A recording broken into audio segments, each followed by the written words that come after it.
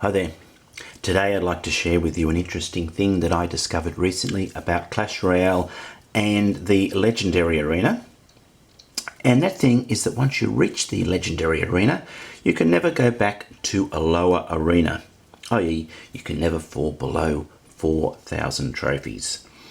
And you can see on this account here I'm right on 4,000 trophies, and that takes me, or shows me, that I'm in the Legendary Arena.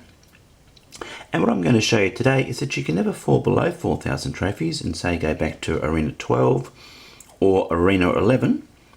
Once you get to the Legendary Arena, then that's sort of like the floor. You can't go below it, but you can only either stay in Legendary or you can go up to one of the Challenger arenas.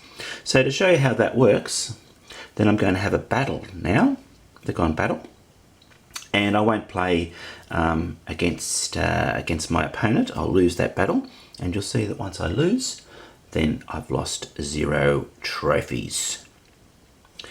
And with this account that we're looking at here, this is an account that I don't play anymore. I have another 2 accounts that I play regularly. So this is an account that I haven't played for a while, and I just thought it was interesting to show you that once you get to 4,000 trophies, that's you can never go below it.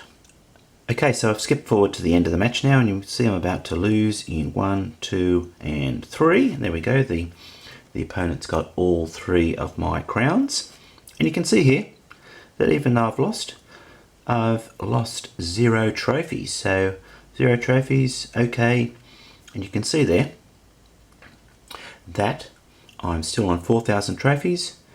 And I'm still in the Legendary Arena, so it doesn't matter how many times I lose there.